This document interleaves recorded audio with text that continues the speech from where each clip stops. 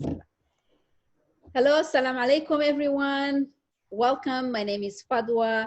I am here. Accelerate Your Life 2020 and Beyond has brought you another special guest.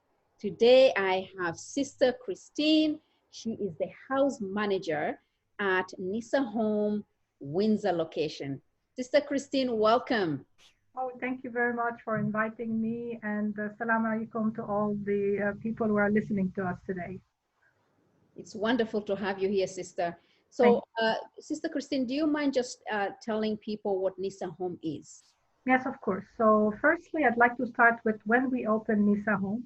So, Nisa Home is one of the only Muslim home shelter here in Canada. We actually opened our doors in 2015. And Windsor location was open late November 2017. So what do we do exactly and who we are? So we are a group of transitional homes for women and children that are fleeing abuse, experiencing homelessness, and forced to resettlement. So we offer a safe home with food and essential to those people who come to us. We operate, as I mentioned already, we're all around Canada. So we do have 6 homes across Canada, Mississauga, Scarborough, Windsor, Edmonton, Calgary, and Surrey. And we also plan to do more, inshallah, with God's permission. In 2020, this year, we are hoping to open in Ottawa, and then we want to do Montreal, and inshallah by 2022 we'll also have a house in London, Ontario, if God permits, of course. So Nisa Home is a non-profit organization, and we are funded by the National Zakat Foundation. Okay, mashallah, tabarakallah. Thank you so much for sharing that information, Sister Christine. A lot of people are not aware of Nisa Homes, including myself. I just recently I became aware of your organization and the work that you do. So specifically to your location, we'll go into it, inshallah. And just, after you explained what Nisa Home is, how have you been affected, especially your location? You are in Windsor, correct? Yes, we are in Windsor, yes. How has the pandemic affected you as an organization and the clients that you do? Yes, unfortunately, the circumstances of the COVID-19 has brought us a lot of calls. So we've been receiving over Canada actually 400 calls a week. So, and we only shelter, if I look at all Canada together, 85 women and children, right? Because our homes contains between 10 to 12 beds, right? So of course, we are also facing, a reduction in donation, as we're a non-profit organization. So this is making things a bit harder for us because we're not able to have events as we usually do, right? So as for the ladies and the people that are applying, so if we're not able to accommodate them to the house, we will offer them motels, okay, and make sure that to reduce the risk of an infection and to ensure the safety as well of the residents. So if, for example, we had a resident that got affected, we would have to let that person stay in a motel for the period of time. But alhamdulillah, so far, none of our clients, either in Windsor or other locations, got it affected. Of course, during that time, we've been working with them and teaching them and with new sanitary instruction, and as well, providing them the information how to be safe, how to keep the house in the most clean way and to protect themselves when they do go out, and to offer them, masks and gloves and whatever it is they need. So we do kind of follow a safety protocol about that. Wow, that's amazing. You had to adjust just like any other organization. You Exactly. had to make a lot of changes to make sure that Mhm. everybody is safe. That is right. Yes, that's amazing. So you talked about the women that you serve, the families that you serve. What about the staff? Okay, so for the staff, actually, uh, a lot of the staff cannot come anymore to the location, right? Because health issues, and so they do need to stay back home. So we still work actually. Of course, for me, I am coming every day to Nisa Home. Alhamdulillah, I don't have a situation that prevents me to do that. But for the staff, that are working from home, the caseworkers, for example, that cannot come to directly to meet with the client because it's a daily thing, job that we need to do to meet with our clients, to recomfort them, to work with them. So they do online sessions. So either FaceTime or whatever media we use for that, right? And we also have relief workers now that are working with us to help us with the extra work. And for the mental health counselor, they also work on phone calls with the client one-on-one. So this is how we try to adjust with the situation that we are having now. Okay. So you had to, just like in your organization, make sure that whoever works in the house is there, they're prepared, they have the preparation, they have the education necessary to protect themselves and those around them. And then other stuff working from home, which is amazing. And they're able to support families as well. Yes, because although there is a situation going out there, pandemic, that doesn't stop the needs of the clients and even increase anxiety in many cases. What's going to happen? What about the children? What about this? What about that? So the support needs to be there, and it's intense, and it's every day, and we have to work with everyone and do the best of what we can. Okay, that was amazing. Thank you for the answer. So for somebody who doesn't know what Nisa Home is, what are the criteria? You have family, maybe you have somebody who is in need of your service.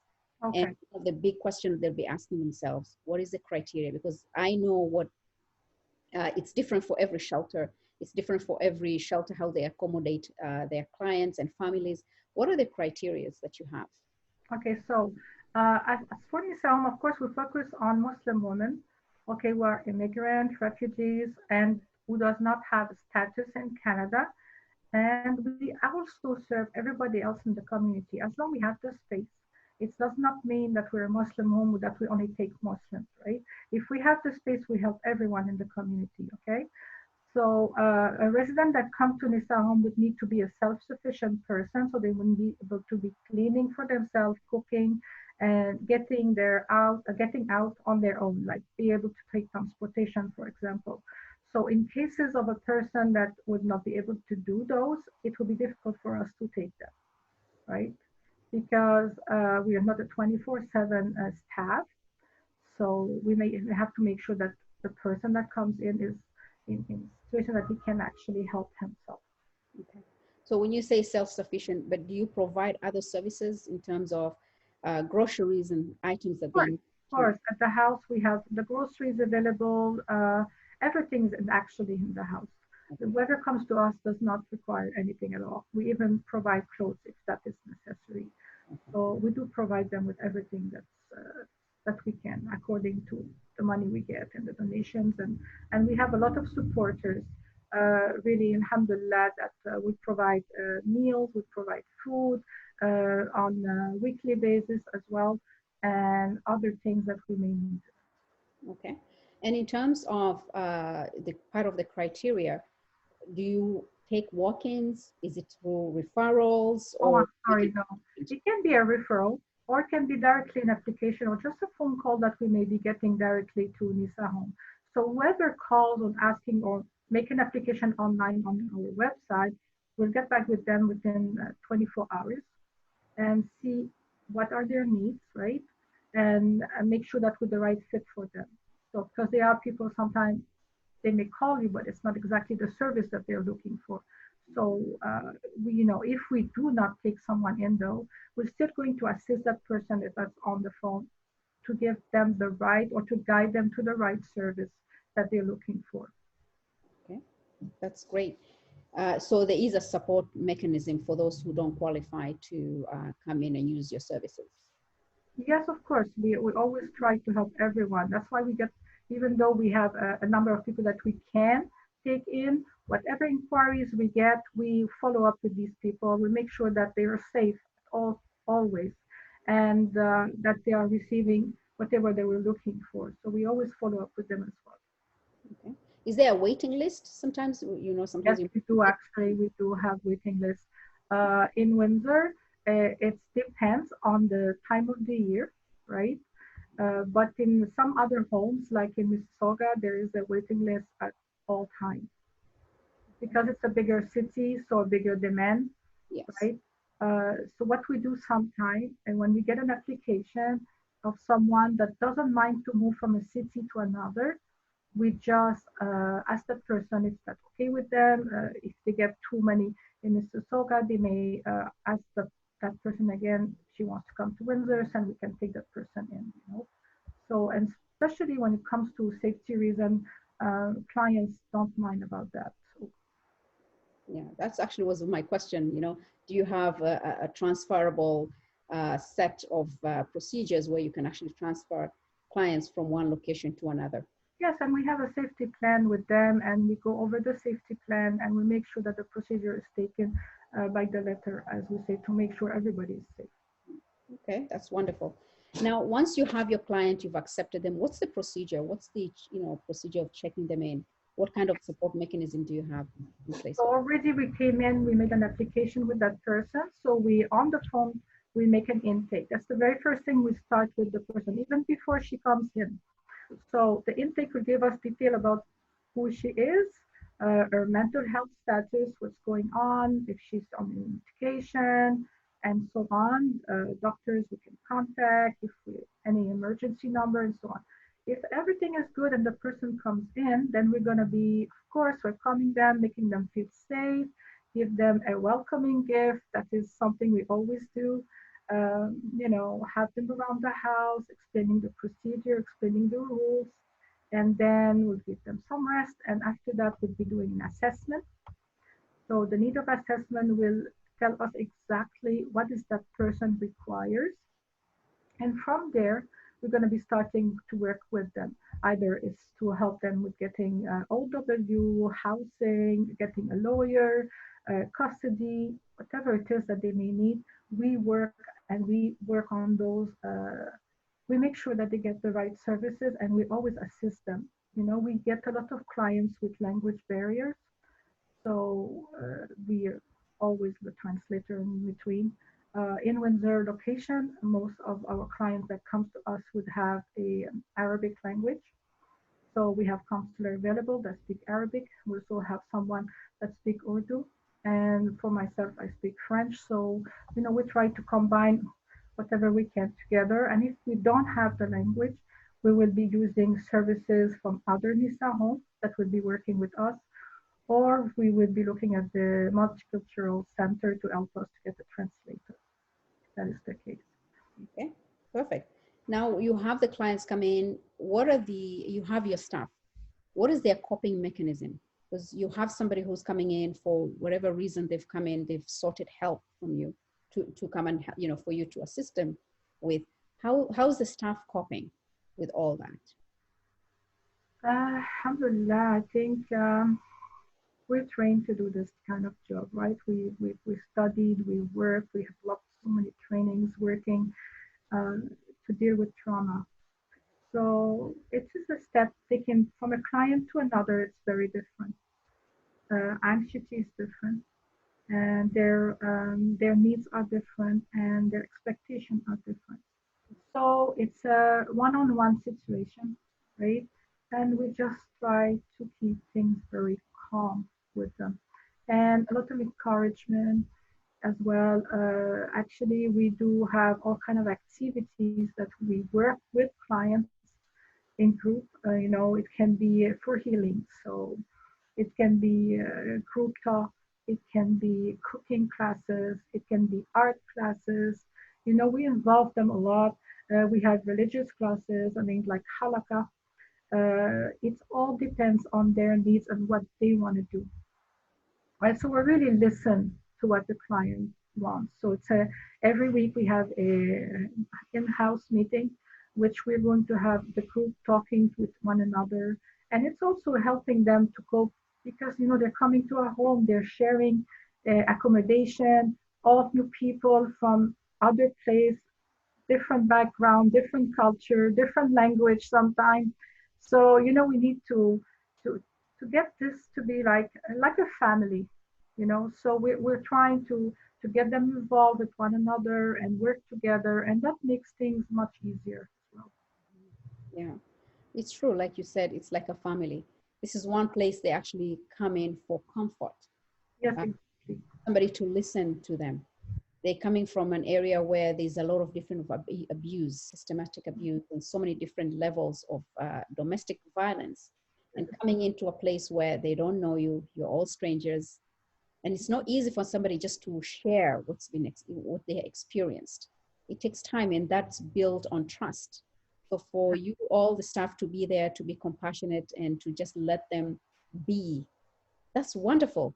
And to be in an area where you have other sisters, different cultures, but you're all different in your own ways, but at the same time, you're all the same in the same ways.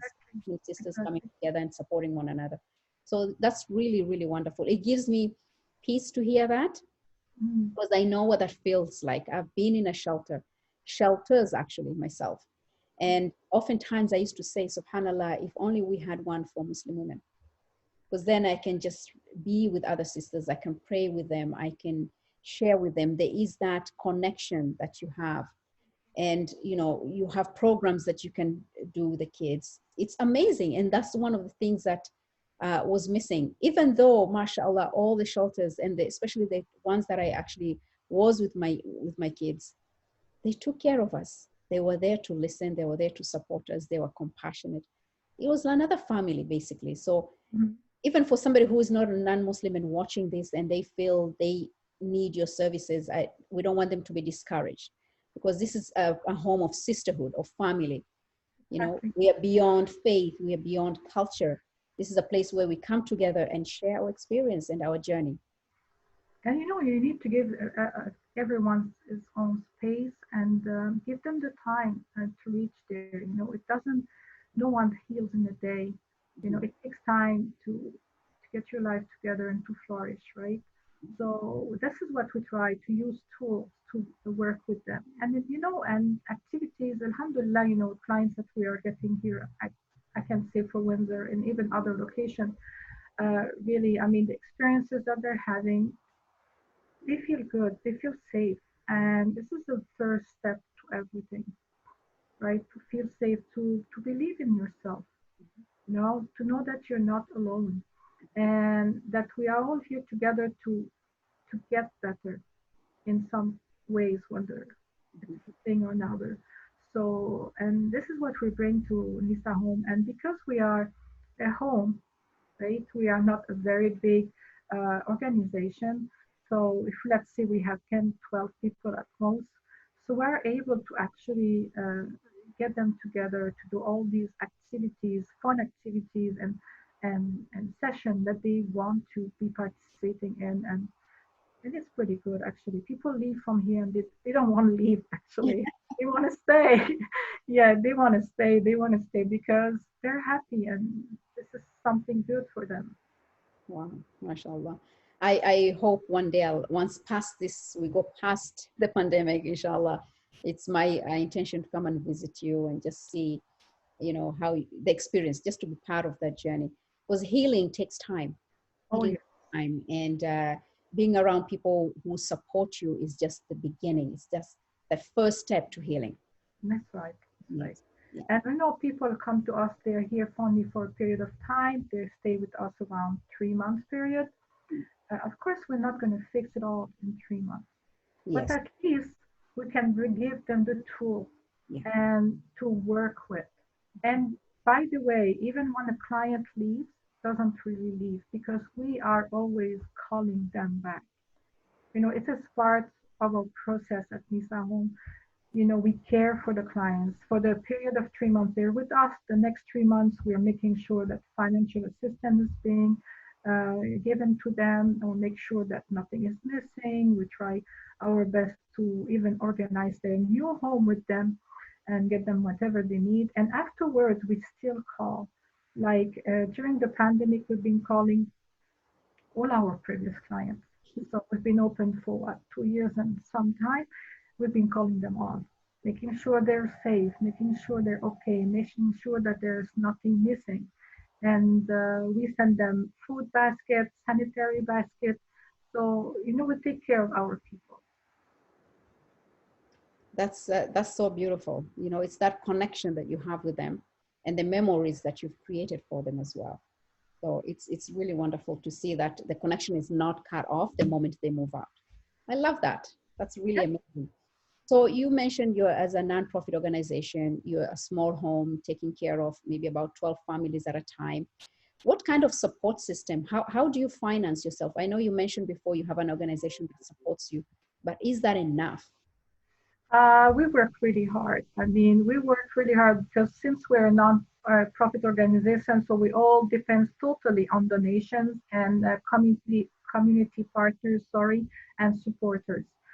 So therefore, we plan different. Usually, when there is no COVID-19 around the corner, we plan many activities, many events. Okay, during the year, we have fundraising dinners, awareness session in the community, webinars online, or even sometimes we do give webinars in different places available in Windsor that like to receive us. So it's all about donation. So during COVID-19, now we're unable to reach our goal. Of course, we usually have our Ramadan Iftar, which is our biggest fundraising dinner, where we get usually about $80,000, and this is what we need a year to run this home, right? Because as we mentioned before, again, we provide the food, we provide everything here at Nisa Home. So we're not yet there. We have different tools on Nisa Homes website for donation, and we have also a launch good page that we set up. And we are trying to reach people as much as we can and asking the people we know to share the information with others in order, to increase the knowledge of what we do and hoping that we can reach our goal. Okay. So the funds that you're getting is not enough. That's where the support now, the community comes in. Yes, definitely. Patients come in. And I truly understand where you're kind of stuck right now. All the activities and events you used to do that brought the donations forward, it's not happening. So Yes, you're limited right now. You're playing catch up right now. mhm. Yeah, yeah. So everything is online. We have on the Nisa Home Facebook page, you'll find a lot of events coming on, and we're still working on many more events during this Ramadan. And we'll see what happens. And inshallah, we get the funds, to work. Yeah. We actually share the Nisa Home page. Actually, the donation that comes in goes to Nisa Home in general, not necessarily Windsor, unless a person would say, no, I want my donation to go to Windsor Home alone, right? And we have 6 homes, so we share whatever will come in, inshallah.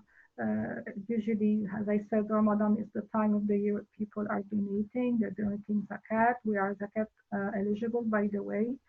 And we give tax receipts as well, of course. So we'll be sharing whatever we will come up with, and inshallah will be fine. But we do need supports of the community. I mean, we cannot get there without that. Yeah. It is, this is the time, like you said, it's the month of Ramadan, but what happens, Ramadan is over. It's just a few days, it's just around the corner. Ramadan is just around before it ends. But what are the other stuff that you're planning to do after Ramadan, even though we're still in the midst of the pandemic? Yes, I understand. Well, we keep on having webinars and launch good pages as well to raise money and awareness as well. So whenever there's a webinar, there's always a donate number that you can give to. So we will be continuing with that.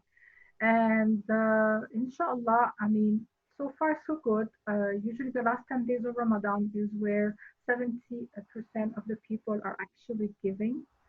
So how can I say, in my young age, we used to say, cross your fingers. So we say that, we would say, we're keeping, we have a very good intention, and inshallah, Allah will be blessing us. Inshallah, inshallah. So how can people get a hold of you? I know you mentioned you have a Facebook page, all this information. Somebody who wants to donate and wants to support your organization. Mhm. Sure, that's pretty simple. I mean, you can go online and at nisahome.com, right? Once you open Nisa Homes with an S, by the way, NISAHOMES.com, you will find a link for donate. That's pretty simple. You can do it that way. You can go also on the Facebook page of Nisa Home or even Instagram's page of Nisa Home. And there's always links over there to donate.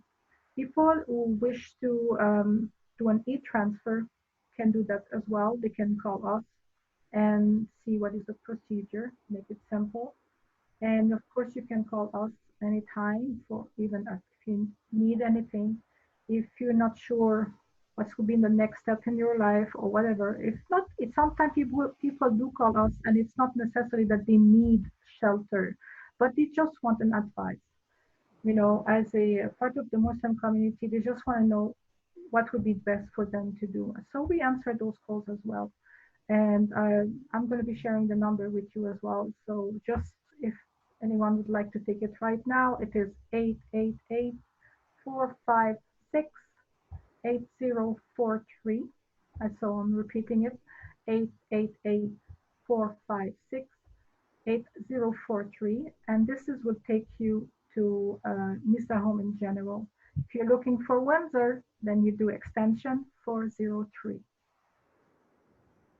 Okay, that's wonderful. So each NISA home, each city has their own different extensions. So whoever you're in a city, let's say you're in Calgary, you want to make sure you call in the number and you'll get your extension code. For, Definitely, yes, definitely. And you know, we are all connected. So if there is a phone call and it's not for me, then we'll make sure that it's transferred to the right person.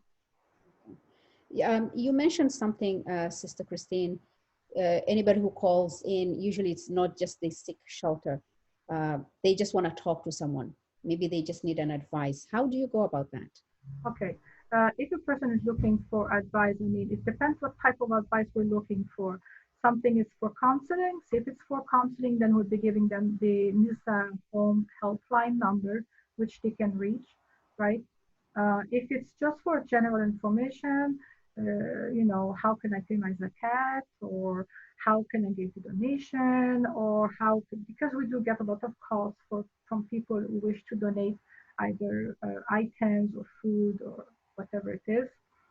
So if it's for um, other services, as long as it's from resources that we can offer or that we know of, we try to answer the question. If we're not able to answer the question, we guide them to the right place to call.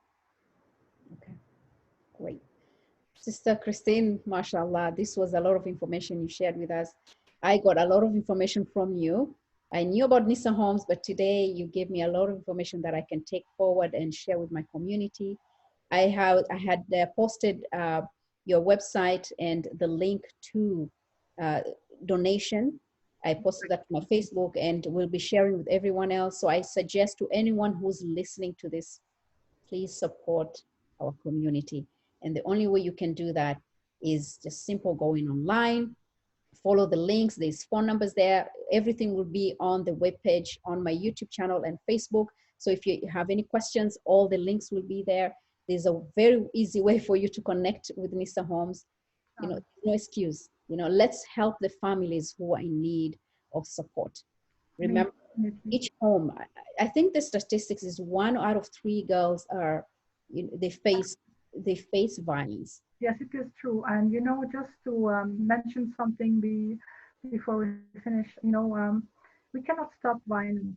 I mean, we can educate, and this is what we're doing with Nissan. We're trying to educate the newer generation, you know, and remove the stigma or the cultural background that think that are not doing the right things, right?